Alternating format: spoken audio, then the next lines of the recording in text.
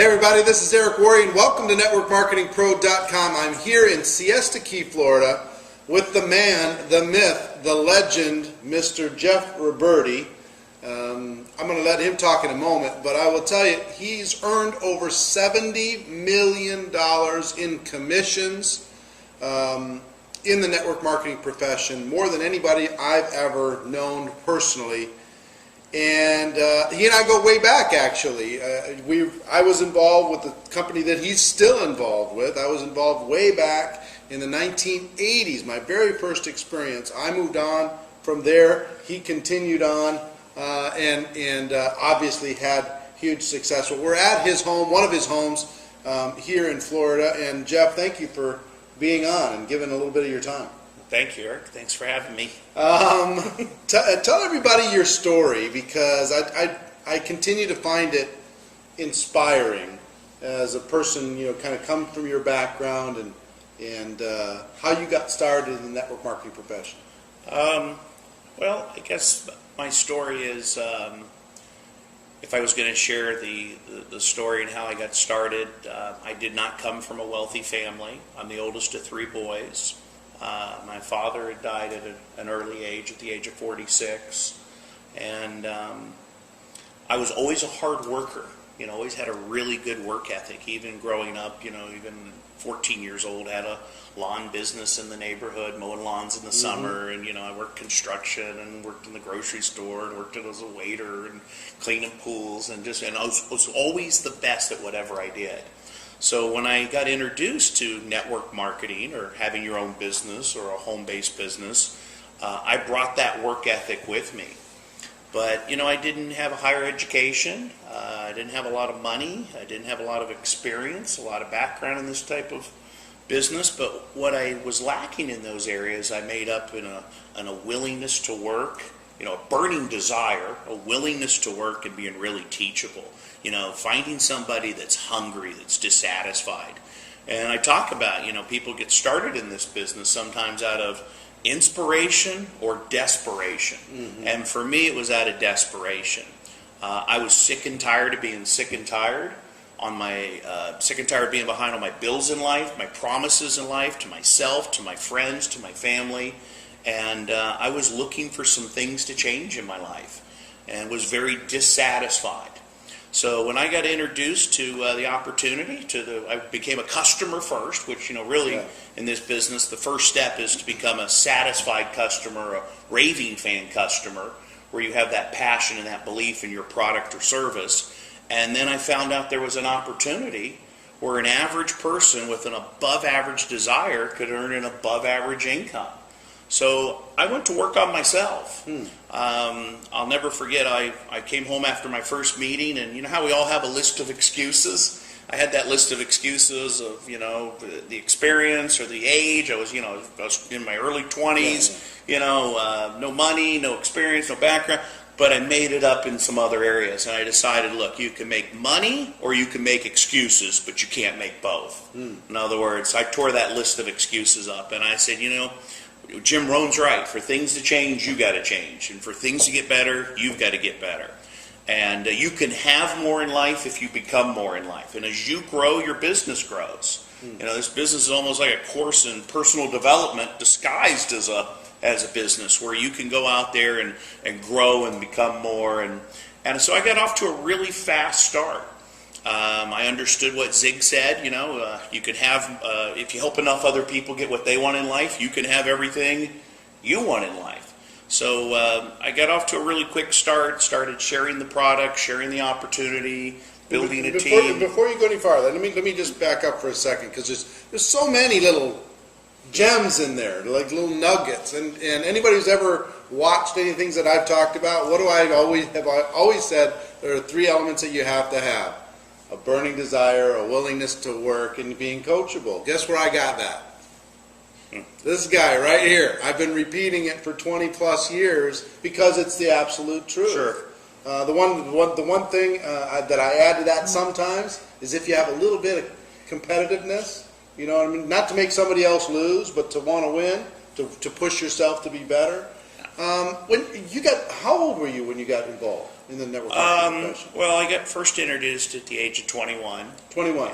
And did you? You know, I'd like to say I was 12 when I got started, since I've been around for 25 years. I think you're doing just fine. Yeah. You're the youngest guy I know that's made this kind of money in the network marketing profession. But did you, when you first got started, did you feel insecure about talking to people? I want to talk to the young people out there for just a moment about just being 21 and talking to people who are older than you, maybe more successful than you. No, because you were a waiter, right? Yeah, I was waiting tables, and I was a very good waiter. I was the best waiter. Like I said, anything I did, I had a very good work ethic at it, and I used my age as an advantage, not a disadvantage. I was able to get into some doors and get some people's opinion, and I would always tell them, people that were older than me, maybe connections through my family or people that I respected. I always tell them, look, I value your opinion, I respect you, I'm a young guy just getting started out in this, and I really would appreciate your opinion on it. So you used the indirect approach, built up their ego a little bit. Absolutely, and it was a way to get into some doors in the very beginning with some people that maybe, and I had no fear, no fear of rejection, and because I always tell people the longest journey in life is from the head to the heart. Once you get out of your head and it's not about me, and you truly are going out there to serve and gift and pay, put somebody's needs ahead of your own. The three things in business that I got very clear on early in the business is, one, it's about their needs, not your needs. So if you can go out there and provide something that meets that person's needs, and you can add massive value to their lives, and then you can create those raving fans, whether they're a customer of your product or service, and or become a raving fan of your business and of you. Right. So do you see, I see so many people, we talk about it a lot actually on this program, is they're almost like predators. They're hunting for people to get in their group. They're predators to like try and capture somebody to be in their organization, versus the mentality of giving. The mentality of making it about the other person. Well, I mean, even when I start a new person up, it's not who can we sell, it's who can we share this with, who can we gift this. We're putting together like our little memory jogger of list of people that you want to share your product or your service with. My attitude is this: the language, who do I love, who do I care about, who can I help, instead of who can I sell it. It's not the direct selling, it's the direct sharing industry. Right. And if you have that passion, that belief, that congruency, that conviction, it's not what you say, it's how you feel about what you say. People communicate more with feelings than they do words. So when I came out of when I started sharing my product and my opportunity, I had what you would call emotional sincerity. It was from the heart. It was truly going out there to serve and gift, and people could feel that. Yeah. They could feel the fact that, wow, this guy really believes and is passionate about what he's sharing here. This product or this service, and that comes across with people. When they really see that you've got people can sense it. Right? You got their best interest at heart, right. And and it's just then going out and leading by example. Before we get to leading by example, I want to back up and dig into this a little bit, because everybody, as you make this contact list, and you're always adding to this contact list. But I think what he said is so vitally important. And again, you're learning some distinctions between somebody who's made $70 million in the network marketing business, and somebody who's made $100 that you might be listening to, or somebody who's made no money, but they're your negative family member or whatever, or so pay attention to these little things, because I'll tell you, for example, making the list of here's the people who I can recruit, here's the people who I can get, here's the people who I can sign up, versus who do I love? What were the three? Who do I care about? Who can I help? Who can I help? Who can I share this with? The difference emotionally is huge, and I think just by thinking that way, the way you're going to approach those people is completely different. Sure, absolutely. Completely different. So, all right, so before we get into leading by, well, I guess we can talk about leading by example. I'm getting all fired up here. Leading by example, I've heard some things, some legendary things about you that I don't know if are completely true, but I heard when you first got involved in the opportunity that you're with and you've been with for the last 24 years, that you made like 1 million phone calls. I mean, every day you were just pounding it. You were hitting it hard. You were leading by example. You were doing things other people weren't willing to do. Long before it was fashionable in your company or anywhere. How did you launch? How did you really get it going? What did it take? Well, my attitude is in life, watch the feet, not the lips. Distributors do what you do, not what you tell them to do. In other words, would you follow you? Yeah. Your work ethic, your discipline, your consistency, your daily method of operation. Are you the type of person that you would follow? Is a good place to start. So my attitude was that I was going to, once I signed up, I'm going to be the best distributor in my organization. I'm going to lead by example, and not only tell people how to do the business, but show them, they'll try it, and they'll do it. So going out there and leading, not pushing. It's easier to lead than push. And setting the example, leading by example. So I got very clear in the beginning in our business that we get paid, what you get paid for is sharing the story, telling the story, sharing your product story, sharing your opportunity story, sharing your story. And, the company ships and manufactures and collects and accounts, and they've got their role. But what this is all about is about relationships. This is relationship marketing, multi-level network marketing, whatever you want to call it. At the end of the day, long-term relationships equal long-term success. So I got very clear also in the beginning that there's this thing called safety in numbers. There's this thing called the law of averages. And I understood in the very beginning that if you talk to some people, you can make some money. If you talk to lots of people, you got an opportunity to become very wealthy. Yeah. So instead of just going out there and setting some low standards, I said, well, if it's 2 a day, what if I talk to 20 a day or beyond that? Yeah.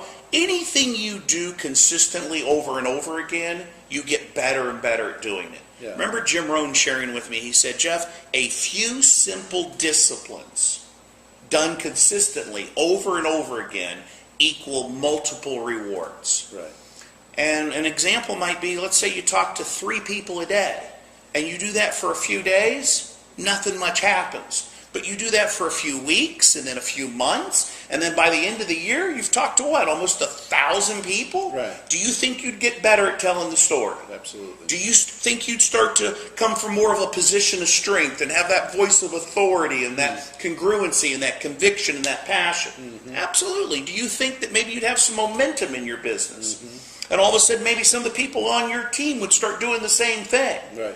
And all of a sudden, you've got so much momentum going from doing it over and over again consistently that maybe sometimes the results you see this month is not a result of what you did this month. It's what you did last month. Right. Or this year's from last year. Right. Because you got to have that consistency, that discipline, that work ethic. Consistency of effort, work ethic, and attitude. Yeah. And so I understood that there was a bit of a numbers game. I also understood, Eric, and this one might be priceless for people out there. You get paid just as much for a no as you do a yes. Yeah. And in the very beginning, I got clear on how do you overcome this fear of rejection? Where somebody tells you no, your product's no good, or your business, or you're no good. How do you get past that? And sometimes, I ask people, do you have any negative family members out there? Yeah. If you can get past your family, you can become a millionaire in this business. My mom's still waiting for me to get a real job. But, you're going to have some situations where people are going to poo-poo it. Right. They're going to be negative. Well, it doesn't matter whether you buy their story, whether they buy your story. What matters is whether you buy their story. Right. So let me just give you one example, one nugget here that maybe could help some people out there that could serve the people that are listening. You get paid just as much for a no as you do a yes. What you really get paid for is telling the story. The sale is a result. The cause and what you really get paid for is consistently sharing that story. So let's take an example. Let's say you talk to 10 people a day. And out of the 10 a day, you get one yes. Well, that feels really good. How do you manage the other 9? The other 9 no's. Well, instead of dividing the sale by 1, what if you divided it by 10? And let's say on the one sale you made $50. And so now how do you manage the other 9 no's? Well, instead of dividing it by 1, which is 50, for every person you talk to, it was worth what? $5. $5. Yeah. So let's say you're on the phone with someone and you're sharing your product or you're sharing your opportunity, and they say, that product's no good, that business is no good, and you're no good, and you guys should all be thrown in jail. I'd say, thank you very much, I got your $5 anyway, and hang up the phone. Right? Because it doesn't matter. Right. I understand that there's this thing called safety in numbers. There's the law of averages. Yeah. It's kind of like a baseball player goes up to the plate, and he gets paid for swinging the bat, right? And if you hit the ball, you strike out 7 out of 10 times. You hit the ball 3 out of 10 times. Back 300. They pay you $4 million a year. You don't have to bat 1,000%. So that just being able to get past that fear of rejection. I always tell people this: say less to more. People, don't worry about the ones you can't sell. Worry about the ones you can't see. There's this thing, I believe... Wait, say that again. Don't worry about the ones you can't sell. Worry about all the ones you can't see. How many people are in the United States? 300 million. 300 million. But yet we tend to focus on the few that you can't sell versus you can't see. In other words, get in front of some more people, right? Eric, at the end of the day, come on. You can't say the right thing to the wrong person. Right. And you can't say the wrong thing to the right person. Right. So, hey, it doesn't mean I don't care about somebody. It's kind of like I got this big long line of people from here to infinity, and if you're not interested, that's okay. Go ahead, back to the line. I talk to the next person. Right. And I put them on what I might call my drip list. Yeah. Where I still drip on them, I still love them, I still care about them, but they just may not be ready. Right. So it's a series of exposures. It's not an event. Right. So it's a process. But you keep moving forward. Yeah. You keep moving forward with your passion, your belief, your congruency, your conviction, your work ethic, your discipline, your leading. The number one reason people fail in this business is they start to listen to negative people. Number one reason. If you think about why somebody would quit. Great word to put in your vocabulary for those of you that are out there. Next. Next. It's okay. If somebody doesn't want to do it, next. Right. It's all right. It's okay to move on to the next person. Yeah. So, I got clear on that in the very beginning. And people could see, like, wow, this guy's coming from a position of strength. Really, he's got real strong. That voice of authority, like, he believes in what he's doing. There's Didn't conviction. matter that he was 24. Didn't matter he was 24. And you know what? You get a little bit better each day, each week, each month. You just, a day at a time, brick at a time. Just like building your business. Right. So that would probably be one of the biggest tips that I could... Well, numbers, but when I find somebody, which could lead into the next segment is when I find somebody that does say yes, well, then it's not you go do it, let's do it together. Right. In other words, sign up here, win here, I believe in you. Yeah. And I'm very clear, life's not about me, life's about we. Right. Taking the spotlight off of you and shining it on someone else. Right. And you embrace that person and their contacts, your presentation, and you start chasing the business and help them experience success immediately by putting on some customers and starting to build up a team. And, they start to grow. They start to become more. Right. And you see that process and that you build that relationship. Right. And, you get to a point where you've duplicated yourself. Yeah. And you don't stay in the management mode and keep working with that same person forever, right? Then you go off and do it again. You keep stretching and stay in the recruiting and the building and the building mode, right?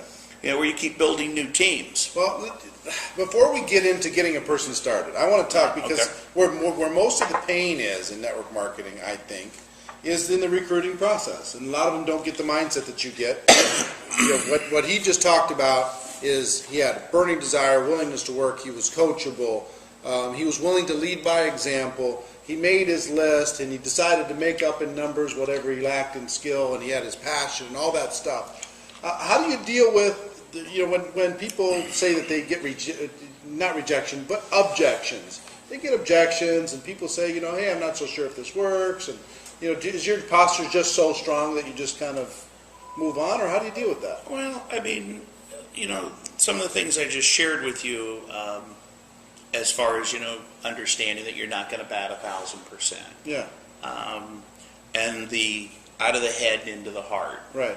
See, the fear of rejection to me is if I truly am coming from a servant's heart, if I've got that person's best interest at heart, if I'm there to serve them, if I'm there to gift them, if I'm there to, I'm a messenger, I understand I'm the messenger, not the message, then it's not about me. Once I take me out of the equation, and I truly believe that I'm there, my belief is I'm there to... It doesn't matter. You just kind of It doesn't matter, All right. So, and that's where you got to get strong is understanding, it's funny, there's only about a dozen negative people out there. They just move around. They move around a lot, like Jim would say, So, it's... Well, let's talk. One of the things that you're so good at, I mean, what a lot of people do is they sign somebody up and then they wait for the business, right? They sign somebody up and then they wait for them to go to work. And what you've been so great at is you get people involved, and then what you just said, you chase the business. Tell, show, try, do. I learned that from you too, is this process of quick results, getting them going, and they provide the people, what Jeff told me way back. He said, Eric, you provide the people, we'll provide the presentation. You just be a body dragger, drag some bodies in front of us, and we'll be okay. So how does that all work? Well, I talked to you about this earlier. Last night we talked about, concepts are constant, techniques vary. Right. The concepts, the fundamentals, the basics never change. The different techniques, the different means and ways to tell the story, whether it's, person to person or a three-way call or CD or internet or home party or whatever it is, there's a lot of different means and ways. Sure. When you bring a new person on into the business, it's a commitment. It's equal commitment for equal commitment. You make a move, or I make a move, you make a move. Not I make two moves, you don't make any moves. Right. In other words, if you want this, I'll show you how to build your business.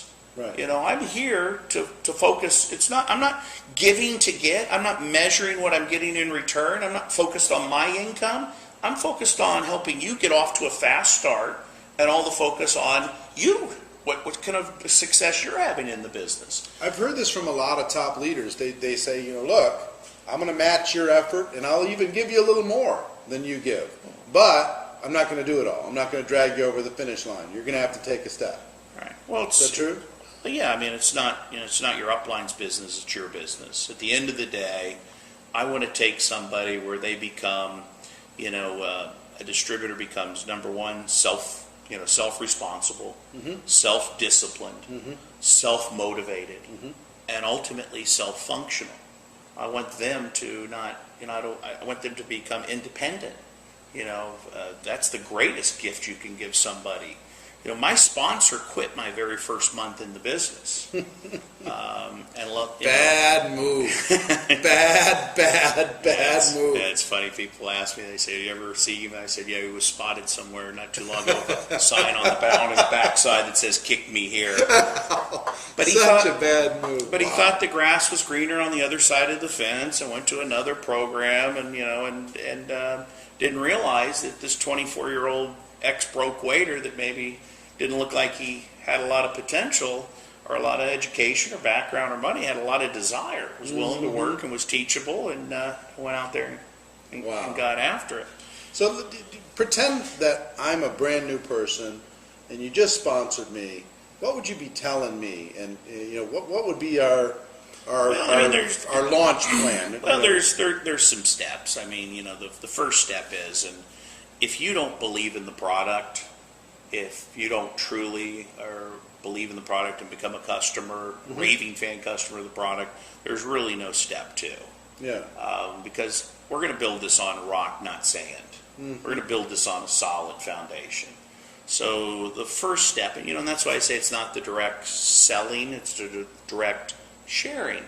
Because if you truly believe in it and you're passionate about the product, then it's you're going out there and sharing the product, you're gifting it, versus going out and feeling like you're trying to sell somebody the product. It's something you believe in, something that you're passionate about.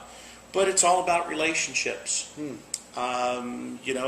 start to develop a relationship, and I show you a few simple steps on how to get your business started. And we talk about these big incomes, and I never get into that with my new person. Sure, I understand. We're talking about, Eric, let me show you how you can get your product for free.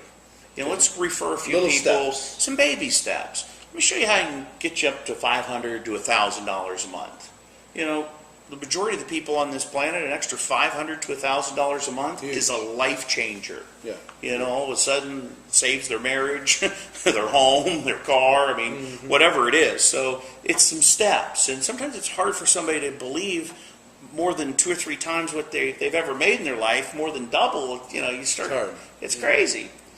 There's the potential to become financially independent in our business. Absolutely. I tell people, hey, you give me 3 to 5 years,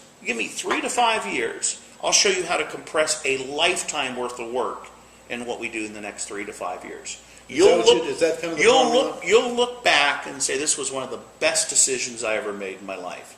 Signing up with you, Jeff Roberti, here in Sarasota, Florida, jumping into, my product is Juice Plus. Yep. I'm passionate about health. I think there's a huge need out there for health. Yep.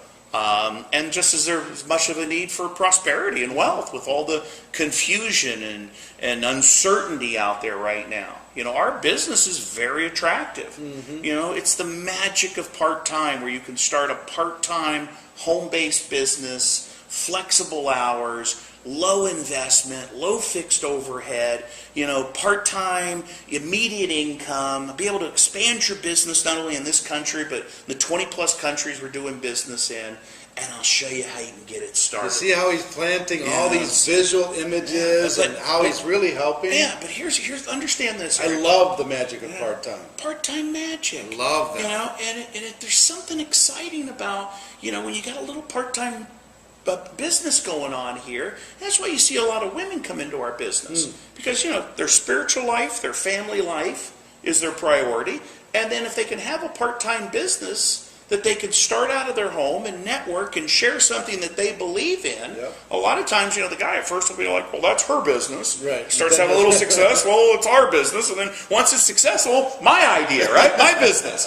But you kind of see that happen, especially in our Juice Plus world. We have a lot of the women that really drive it because they're health conscious, and we've got this program for the children, and whole foods and fruits and vegetables just makes good sense. Yeah.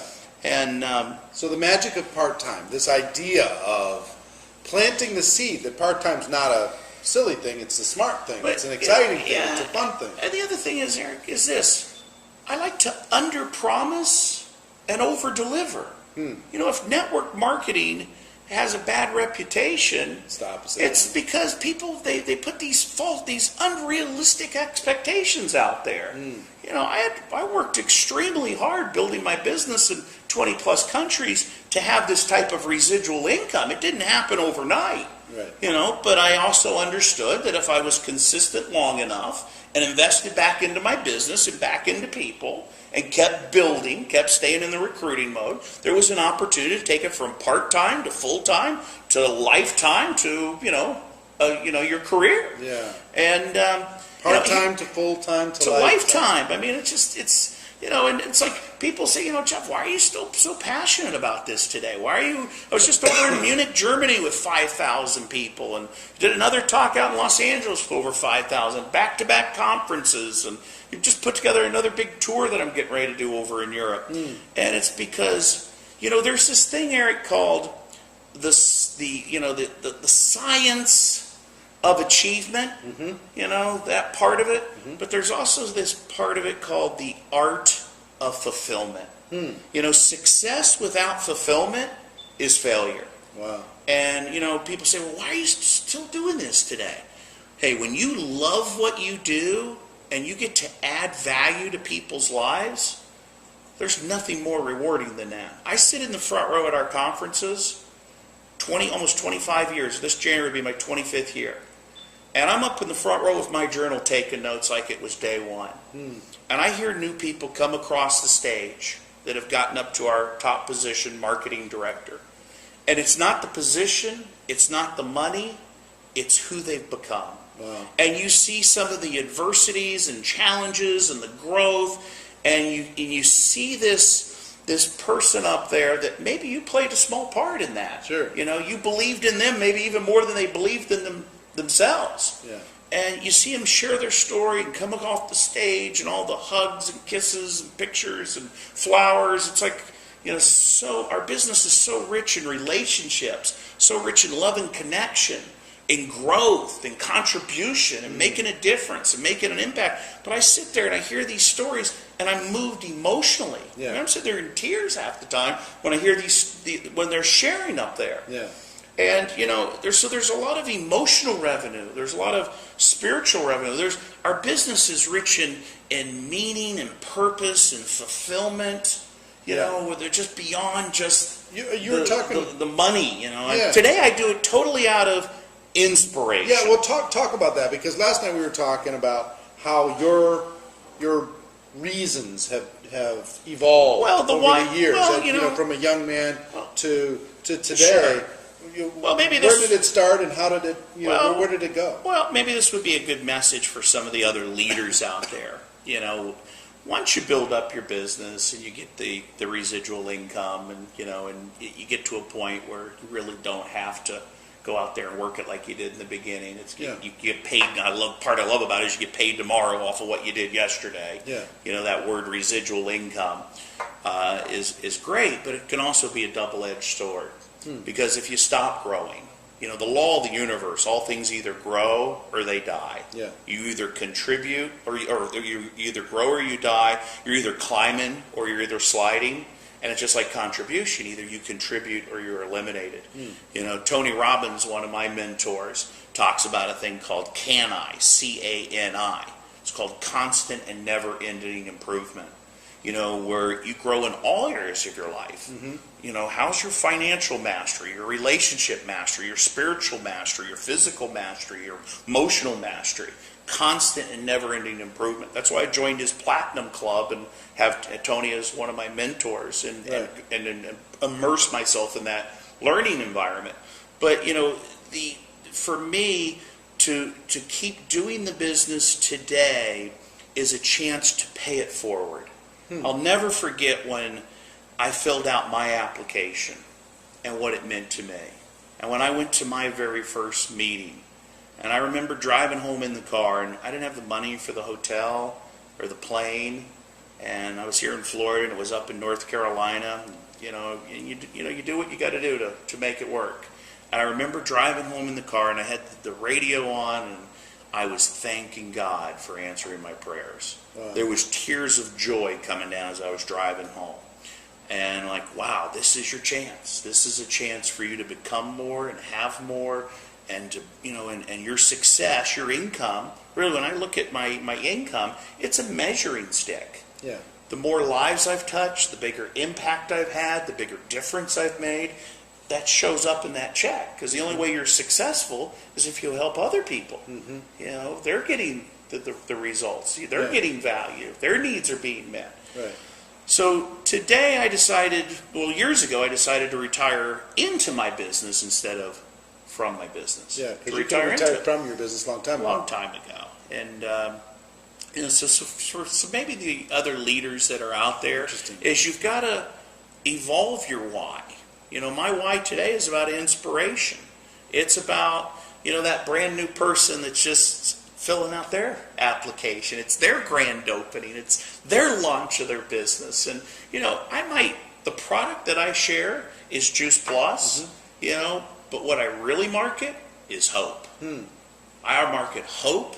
I market opportunity. I market dreams. Sign here, win here. I believe in you. And, sometimes you turn on CNN, constant negative news, and right. you can just live in fear, paralyze yourself, watching all the negative stuff that's out there, the doom and gloom. And I show up as a breath of fresh air saying, hey, here's a product that can make a huge impact on your health, and here's an opportunity for another need that's out there, which is wealth, prosperity. Yeah. So, I'm marketing. I'm just as passionate about the opportunity as I am the product with people. So the thing that just inspires me. So I come here last night. We're hanging out and take a look at the house. We go to dinner and all this stuff. And he's just as excited today than 20 years ago.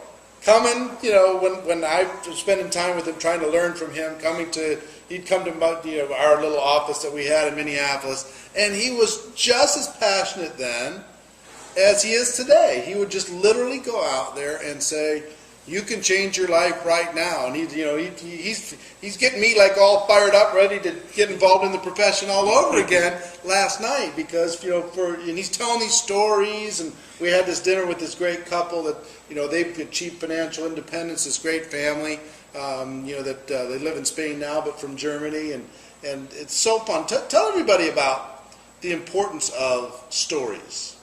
The importance of stories. How important are stories in what we do? Yeah, well, it's almost like you're a paid storyteller. I've always been the type of person, you sell results, not ingredients. And just like your personal story as far as what the product means to you, and your personal story as far as what the business has meant to you. But I also love to share stories of others, other people that have gotten involved and what the product has meant, what the opportunity has meant. So, if I was really going to summarize our business, it would be this: grow me, serve you. As you grow, your business grows. And if your focus is on serving others, like I said at the beginning, and I got this from Tony, he talked about, where you're putting their needs ahead of your own. You're not giving to get. You're not measuring what you get in return. You're truly there to put that person's needs ahead of yours. Number two, you're there to add massive value to their lives, providing that value. And number three, creating that raving fan, building that relationship, that long-term relationship. I always joke with people. I say, I got two hobbies in the business: collecting friends and collecting money. And you should see the collection. That's what it's all about. The more friends. Some of my best friends in the world are people that I've shared the product with and the opportunity with, and the relationships that are just invaluable. Let me ask you a question about what you share first, because there's a debate, I think, out there in the network marketing profession. I want you to understand, he has 1 million people in his organization on a monthly auto ship. 1 million people using the products on a monthly basis. Amazing, unbelievable legacy. But some people say you need to lead with the opportunity because, then they'll use the product as a byproduct of the opportunity. Other people say, no, you need to lead with the product, because they got to be a product of the product first, and then you can share the opportunity that's involved with the product. Yeah. What's your opinion? Well, first of all, I want to correct you on the million. Okay. Our company has over 1 million that are on auto ship, and I have a little piece of that pie. I'm pretty proud of the role I've played in that. But one of the things I like to be is factual. I understand. Okay, fair enough. There's Jay Martin, another one of my mentors. Yeah. Jay's just a brilliant man, the president and founder of NSA, and one of the things that I so much admire about him is his leadership and his wisdom, and I just have so much admiration and respect for the man. And I was very fortunate, actually, 25 years ago to find this company, because sometimes in our industry, some of these companies are here today and gone tomorrow. And Jay's weathered the time here of 4 or 5 different great product launches over the years, and 40 plus years, and billions of dollars in sales. But Jay is a believer with our product that to lead with the product. And there's a lot of merit and a lot of wisdom in that, because, if you're just talking about the business, if I'm just leading with the business, it really doesn't make sense if you're not a product of the product. If you don't believe in the product yourself, then how could you possibly go out there and share something with someone that you're not passionate about yourself? Yeah. So I'm okay with, once I've shared with you the product story, when I was talking to you last night about the importance of whole food nutrition. You should see him. He's like a little kid. He's running around. Here's a bag of this, and here's a try one of these, and try it. But what I was telling you about, here's a simple concept. Here's what we should eat when it comes to fruits and vegetables. Here's what we do eat, and Juice Plus bridges that gap. Right. Now, could I talk to you also then about, if that makes sense to you, whole food nutrition, that I could. Could that make sense to you then to say, well, Eric, I can show you a way, or what if I could show you a way where not only you could make this impact on your health of yourself and your family, but people that you love and people that you care about? Or, I could ask a series of questions and get into what needs you're really looking for. Right. So I can introduce the opportunity to somebody, but the product's still got to come first. You understand that? Mm-hmm. There's no deal if you don't get on the product and get on the auto ship and start taking the product and become as passionate about the product, because you've got to have that. If not, it's built on sand. If some of these programs out there, they're just a bunch of programs. It's an excuse. It's just an excuse. And we made our mistakes. I've been involved in that before, and we've made our mistakes in the past, but for the last 20 years, we've been out there building something where, 90% of our sales are people that just take the product. Right. They're on auto ship because the product stands on its own. Right. You might have you might have over 1 million customers, but 10% of those, 100,000 of them, have become distributors, representatives, started their own home-based business because they love the product. So about 90%. And it's not and here's what I tell people. When you know what you know, it's not an opportunity, it's a responsibility. How could I not go out there and share this product or this opportunity with you? Once you know it. Once I know it. So my belief, the meaning I give it, is so different. And because you guys lead with the product and get people raving, I love the word raving fans. I've read the book, but I've never attached that. Raving fans. You create these raving fan distributors and raving fan customers.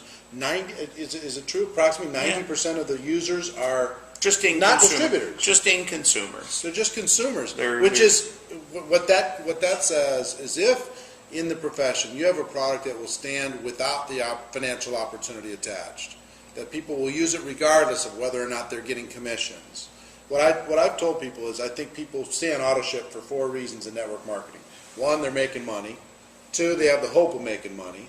3, the culture is so strong that if they don't do it, they don't feel like they're part of the group. And 4, the product stands on its own. And I think the network marketing profession has gotten lazy, especially in the last 10 years, and they've relied on the first 3 way too much. Sure. And not enough on the 4th. And the 4th takes some patience. Sure. People are chasing around these little cocaine deals. Hey, I've got to make $1 million in my first month, so they bounce from deal to deal to deal. What would you say to those friends? Because we both have friends in the profession that have kind of gotten lost in the bouncing around to chase the dollar thing. Well, I think if you look at the S curve, and there's the innovation stage, and then there's the growth stage, and then there's the maturity stage, and everybody feels like they got to get in the very beginning. Well, that's not true. Right. When I got involved with NSA, they had already been out there for almost 20 years. So it was a solid company with solid management. They're ready for wave 2, kind of. So they were still, like, even right now where we're at, we have, like, still even less than 5% saturation as far as penetration of the market. So we're just getting ready to go into that growth stage, and we've been out there for almost 20 years with the product. So sometimes you feel like you got to be the first one in and get into a new deal, and and you kind of jump from deal to deal, and that's not how it works. You got to find something. First of all, you got to find a product or service that you truly believe in yourself. And then you've got to find some leadership, the people that are running the company, that have a long-term vision, a long-term plan, like I found with Jay. And, and then a system that is duplicatable, where new people come in and they're having success, not just the people at the top. Right. And, and then you got to stick with it. It's not just jumping around and, from deal to deal and, trying to, the people in my business are not network marketing pros or, Right. They're stay-at-home moms. They're healthcare professionals that believe in whole food nutrition, So I'm building it with, people that say, hey, I love this product. I'm passionate. You've got a good business. Here's how I know I've built this thing on a solid foundation. You've got a good business when you can't screw up your own business. Yeah. Even if I left, everybody would still stay. They say Jeff's lost his mind. He's crazy. What is he doing over there? I mean, did he drink the Kool-Aid or something? I mean, what's going on with this guy? That's when you do know you got a good business. So it's solid. So it takes some time. It takes that pig-headed discipline, that consistency. Where you just got to do it consistently, day in and day out. It's like putting one foot in front of the other, going from point A to point B. Right. And I'm also very clear, one of my mentors, a guy named Larry Thompson, he talked about, he said, Jeff, the majority of the people are just going to be users. Yeah. 85%, they're just going to do it part-time sometime, and that's okay, and that's fine. But you get that, that 10% or that 5% or that 2% that really want it. And that's the ones you really lock in with and build some teams with.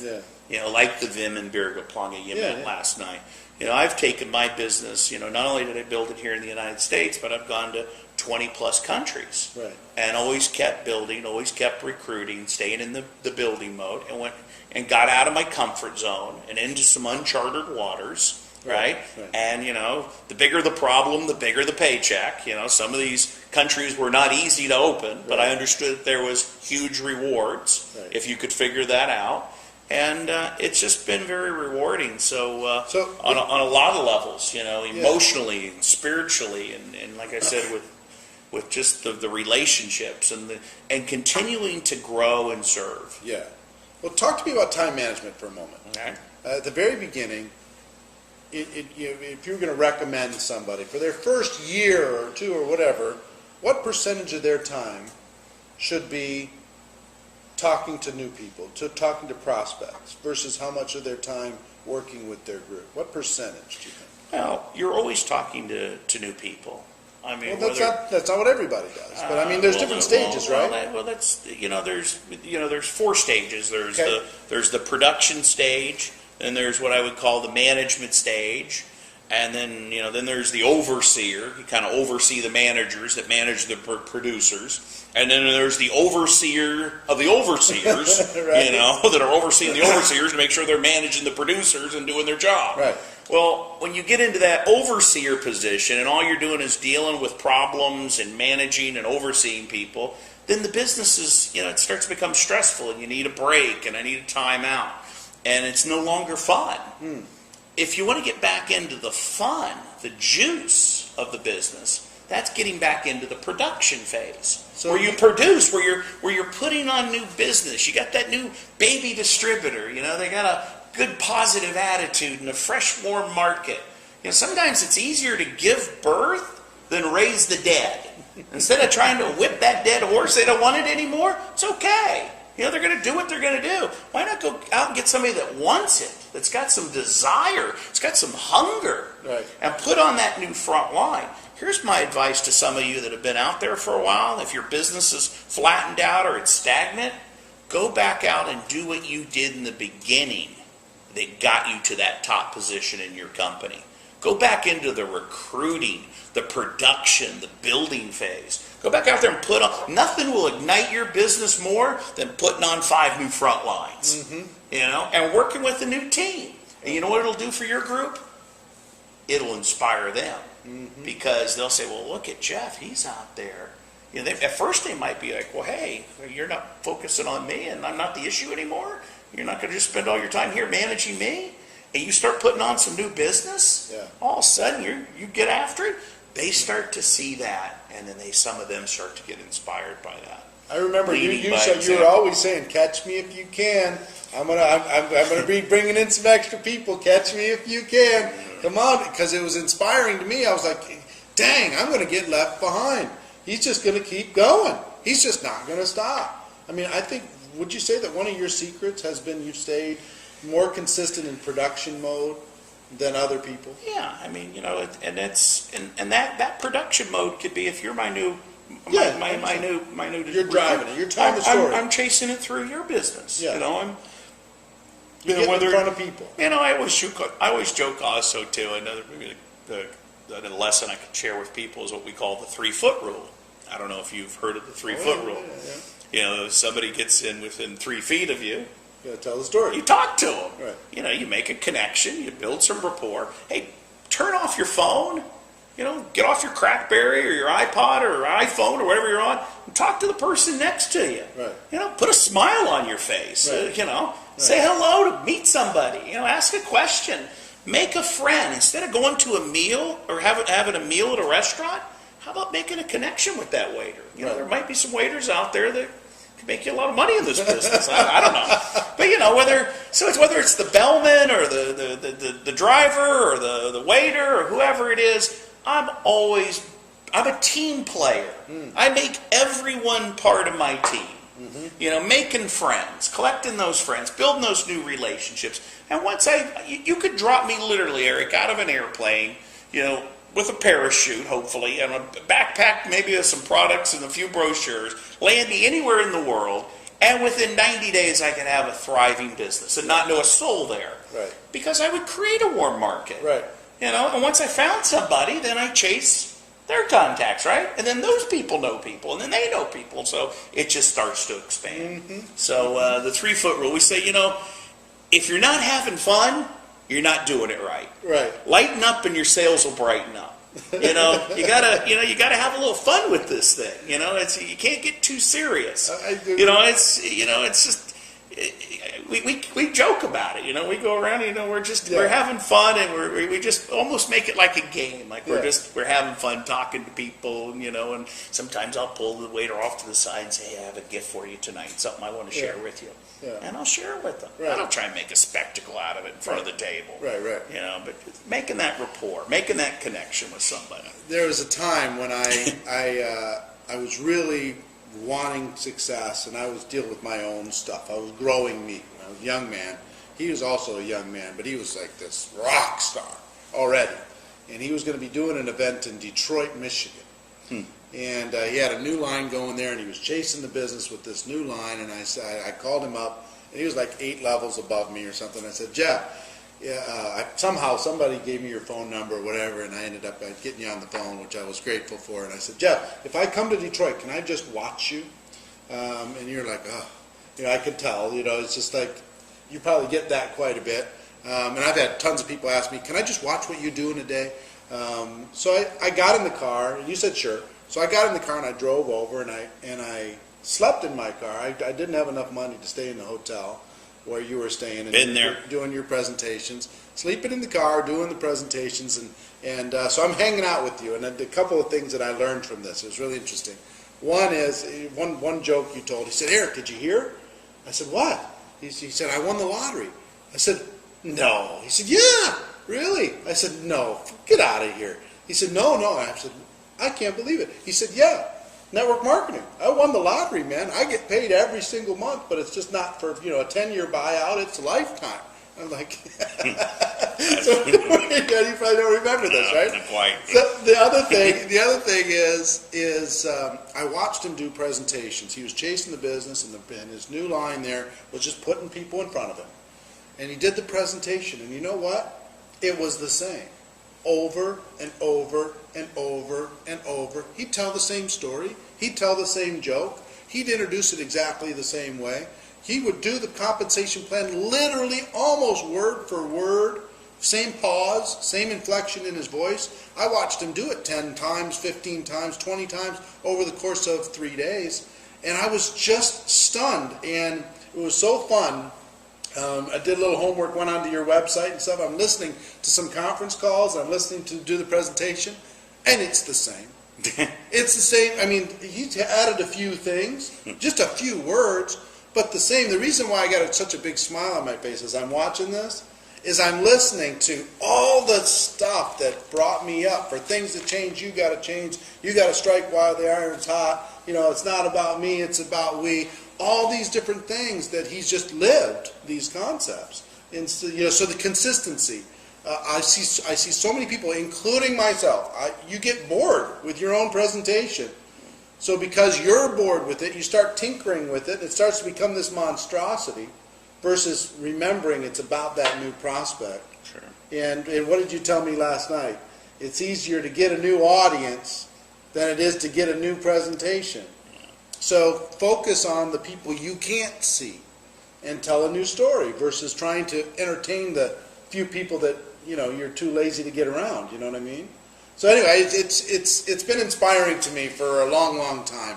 But talk about just this consistency thing. I mean, as far as doing the presentation, do some people say, you know, well, hey, give me a different presentation every once in a while? You know, I'm always growing, Yeah. and I'm always, you know, I'm a true believer that, you know, today you're the student, tomorrow you're the teacher, and I'm always immersing myself in a learning environment and growing and taking notes. Talk about that, because he's been around. He's made more money than anybody. He's sitting in the front row at events. Well, and you're always taking notes. He's got his journal stacked here in front. Here's an example. I use a journal, and you know, if you look in my journal, I've got things, you know, highlighted in there after I've taken my notes. But you know, I take notes. You know, short pencil's better than a long memory. First of all, and it's not when you remember; it's when you can't forget. And I take notes not as if I'm only taking notes for myself, but as if I'm going to teach this to someone. The fastest path to mastery is not only to apply it and integrate it into your life, but to teach it, to share it. So my presentation, the basics, the fundamentals of what our business is all about, that doesn't change. You know, like I said, concepts are constant, techniques vary, there's different means and ways. So, yeah, it's easier to get a new audience than it is a new presentation. I mean, when you've got something that works, keep it simple. Keep it, you know, duplicatable. You know, you don't want to get too high tech with, you know, with what you're doing. I mean, I love the fact we got one product, one price, one story, one simple message, and it's very duplicatable.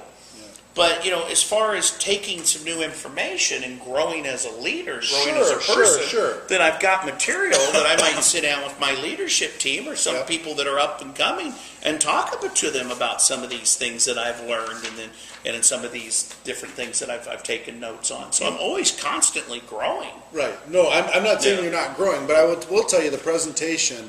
I wanted the results that he had. So what I did way back then, with a boom box, is I recorded your presentation, I transcribed it word for word on a legal pad, every single word, every joke, every story, everything.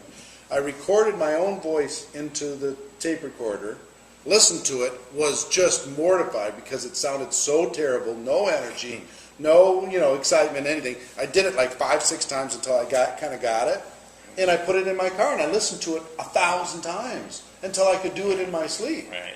You know what I mean? That's sometimes what you do. You just learn the presentation, get it to your subconscious level, and then just go. You know, where's the new person I can tell the story to? I was looking at your journal there, and so many great little concepts that you had in there. The talk about personal growth, talk about personal development. How important is that for you, and how important is that, do you think, to the network marketing profession? You know, there's a handful of things I do consistently every day. Number one is I share my product. You share your opportunity. You build relationships. You know, the fortune is in the follow-up. You build for events, you know, one event to the next. And then you learn how to master big impending events, like when we have a conference, a convention. You know, I'm a firm believer to invest back into your business and get people to the big events. Count the calendar down, going into the days right into the big conference, and load up the dance with a freshman class and light them up and see them all going home with that. I want to talk about that light in their eyes. Yeah. But the other thing is personal development. What books are you reading? What are you listening to consistently every day? Different CDs or, different things that you're feeding your mind with. Who are you spending time with? Who you spend time with is who you become. You want to make sure that, you love your family, but choose your friends. Yeah. Sometimes, people, great phrase. you got a chance here to, that selection process of who you're going to spend time with, that peer group, what level they play at, what standards they have. It's one of the things I like about Tony's Platinum Club. Is I'm around a peer group. They're at a learning environment where everybody ups their game. But personal development, the three things I do consistently every day is feed the mind, condition the body, and connect spiritually. And those are the rituals, habits. Your habits, your rituals, what you do consistently every day is very important. So personal growth, personal development. I think I said it earlier, grow me, serve you. Yeah, I love that. Grow me, serve you. As you grow, your business grows. Yeah. And, you inspire people. Are you the type of person that's inspiring to be around? Yeah. Success breeds success. Right. And sometimes I'm around people and they're like, Jeff, if it's half as good as you make it sound, I want in. I'm just being around you, that energy, that passion, that enthusiasm, just that belief, that emotional sincerity. Sure. That you have. So, let me transition that to this. We were talking last night, and I said, because some people are, their personal development is more oriented towards books. Some people it's more oriented towards listening, audio programs. Some it's live events. You're a kind of a live event, experiential learner, don't you think? Kind of a lot. I'm more auditory, more visual. Yeah. So one of the things that you are so good at, and you taught me to be fairly good at, not as good as you, but fairly good at, is to build towards events. So especially the big destination events where somebody's got to get out of their little cocoon and they've got to travel someplace, they got to sacrifice, they got to figure out a way, and then for a weekend they'll think about the possibilities in their life and they'll start to dream and they'll meet other people. How important are these big events that you build towards? So a couple questions, I'll let you go. Kind of go on it. How important are they? Right. How do you build towards them? And how do you teach others how to build towards them? Well, I'll just kind of summarize it for you. Like I said, I have my DMO, my daily method of operation of things I do consistently every day. Right. Sharing the product, sharing the opportunity, building the relationships, building from one small event to the next. And you build what's called momentum. Momentum's a funny thing.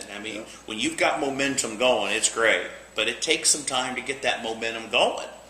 So if you're doing something consistently long enough and you've got enough people in that pool of people that you've shared this with, as you build towards your big conference, now you've got some momentum, a group of people that you can pull into the big event. Even when I didn't have the money, Eric, I invested back into my business. Whether it was meeting somebody part of the way, I'll get you a conference ticket or, split a room with you or whatever it is. You figure that part out yourself. But putting it back in, investing back into your business, investing back into people. Well, the big thing that I think is different here is what a lot of people do is they go through this phase. Phase one is they go if they're a distributor and they can plan it and figure it out and they're kind of sensible about it and they go. And then two is they build a little team and then they try and get their team to go and they slowly build that way. What you've done from the beginning is you've made the big events about your prospects, about not just people on your team, not just distributors. Right. You've always made it about prospects, and like you say, that freshman team. You're always focused on, here's the class of 2011 that's coming into this new event. It's not about bringing in everybody else. We want them to come too. Sure. But you're going to lead by example because on the front row there's going to be you and a bunch of guests and a bunch of kind of freshman team. So that's a different philosophy for people. And people go, really? I can bring prospects to my big event? How valuable has that been to your career, Well, getting people to prospects Yeah. or brand new people to a big event? yeah, I mean, it's just, it's an experience where, it doesn't work all the time. No, of course. But when somebody comes and they spend those 2 or 3 days and see that big picture, like you met Vim and Birgit last night, they leave there where they're flying so high they don't need the plane to get home. They've seen it, they've felt it, they've experienced it. So, the big conferences, the big events are a must. Like I said, they're just non-negotiable. And and the people see me. Like I said, it's easier to lead than it is to push. Right. And if people see you leading and you're showing up with a new freshman class of baby distributors that are excited and enthusiastic, and it's all new for them, and and you're there taking notes, and it's like your very first conference, Right. and you're laughing and you're crying and you're playing full out and you're leading by example there. That's inspiring to other people. They see that. And, Yeah. I think the fact that you as a top earner, top leader, whatever, sitting in the front row taking notes is huge. Well, absolutely. If distributors do not what you tell them to do, they do what you do. Mm-hmm. And like I said, watch the feet, not the lips. Yeah. And leadership out there, would you follow you? Right. Your work ethic, your discipline, your daily method of operation. What are you doing consistently every day? Are you the type of person you would follow? Right. And so it's. We could talk here for Yeah. hours on this, but maybe we should wrap it up here. No, soon. I want to go as long as I can. Possibly. I have company in town. You understand? I'm a social director today. I know. So I want to talk about a couple more things about events. The one thing that I heard, and I don't know if you think it's true or not, but once you get 100 people in your group at a major event, your business becomes self-sustaining. I mean, it just kind of takes on a life of its own. Have you seen any kind of tipping point when it comes to people getting to events? I wouldn't put a number on it personally. I mean, I wouldn't say, hey, once you have 100 people in an event, your business is self-sustaining. I've never focused on positions or numbers or ranks or any of that. I've always focused on the activity. Just the daily method of operation. The activity. And, if you do the activity consistently over and over long enough, the results will happen. Right. You'll achieve those positions, you'll build a business that'll be solid and have the residual income or self-sustaining or whatever word that somebody wants to attach to it. But, the thing that I would go beyond even that is if you truly are out there building a business, that you are putting that spotlight on others, that you are truly focusing on, like I said, meeting their needs, adding value to their lives, and creating those raving fans, and not measuring what you're getting in return, that you are truly out there. It's almost like the franchise business. If you've got a successful business model, then you want to franchise that out. It's almost like a poor man's franchise. Mm-hmm. You don't have to invest thousands of dollars. You can start with very little investment and very little fixed cost and build a business with a little sweat equity that could start to grow. And if you can duplicate that over and over again with people, whether it's in your local area, or whether if you expand it on a state level or a national level or an international level, that you could build something, that truly could have that residual income. So, it's just been, it's been a life changer, for me. We talked last night, maybe we could close with this, Sure. One of the defining moments, you asked me, Jeff, was there some defining moments in your business? And, I think back when I was in my early 20s and, my dad working for someone else, and there was always more a month than there was money, and struggling and juggling, and I'm the oldest of 3 boys, and it was really a defining moment when he died at the age of 46 of a massive heart attack. And I tell people that was the worst day of my life, but I turned it into the best day of my life. Because it's not the meaning, or it's not what happens, it's what you do with what happens. It's not the event, it's the meaning you give it. And I took that deepest pain in my life and used it to grow as a person and to serve. And there was some things there that shaped my life. And one of my whys back then was, not coming from a wealthy family and, seeing my parents struggle. And I remember my mom driving us, taking the boys somewhere, and she had a car, and it wasn't the nicest car. It was a little beat up and had a little rust on it, but she was a proud woman. But I could tell there was some pain there. And I remember as a kid sitting in the back of that car saying to myself, if someday, if I could, I would. If I could, I would like to help my mother and father. Or if I could, I would like to do this for my grandparents or for my family or for my charity or whatever if I could, I would. So I remember when I got introduced to this industry, I had a huge why. And part of the why was that if I could, I would. Of course I wanted to be able to get a home myself someday and have some of these things that I dreamed of as a kid. But I remember going to work and working 8 to fame, putting in those 20-hour days, getting up early, working late, burning the midnight oil, putting that extra 10% effort in that produced 90% of the work, the results. And, if you got the why in place, the how part's not that difficult.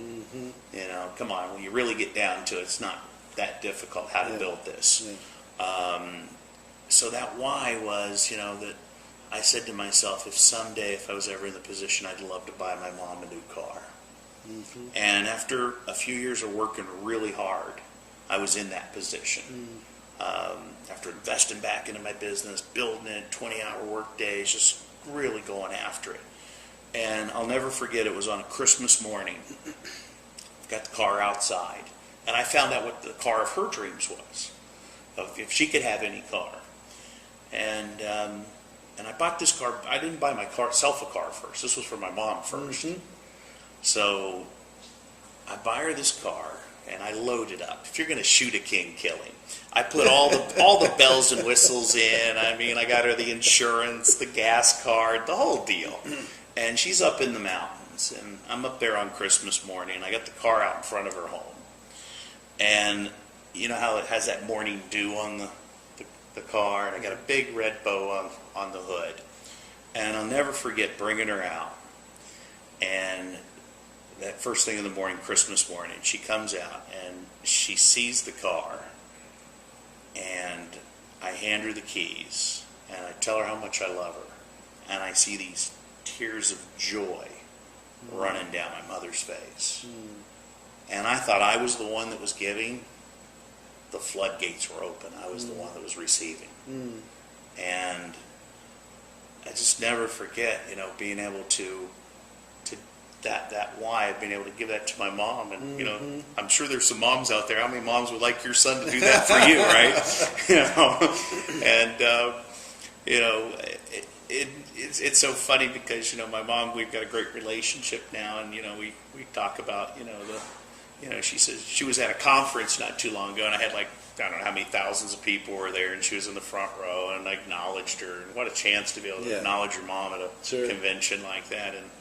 And she said afterwards, she says, Jeffrey, I wish you wouldn't tell that story.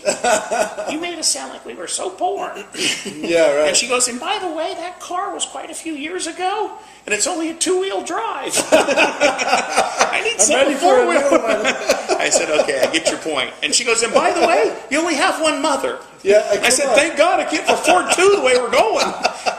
But now it's I've been able to do some great things there with her. And, as far as providing some, and with like you even asked me last night about different charities and different things you can be involved in and different things you can do. It's just been very rewarding beyond any financial success.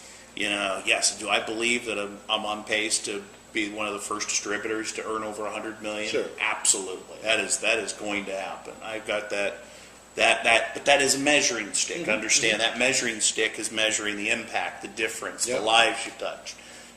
That's what's very rewarding is the emotional and spiritual revenue. And so if you get your why in place, and that would just maybe a story that maybe somebody could relate to as far as why to do the business. Here's what I would tell you. I know your mom's proud of you, and your time today is incredibly grateful. And I would tell you this: if your dad was alive today, he would be unbelievably proud of you. Not for the things that you've earned, but for your contribution in the day-to-day and around the world, and what you've done for the people that are watching here right now. You're not invested in their business. This is a contribution back into the network marketing profession, and we're all grateful for it. Well, thank you. Thank you. Thanks for what you're doing for everyone out there, Yeah, too, by the way. we're having fun. Really making a difference. Thanks, man. All right. Ladies and Thank gentlemen, my wish for you, our wish for you, is that you decide to become a network marketing professional.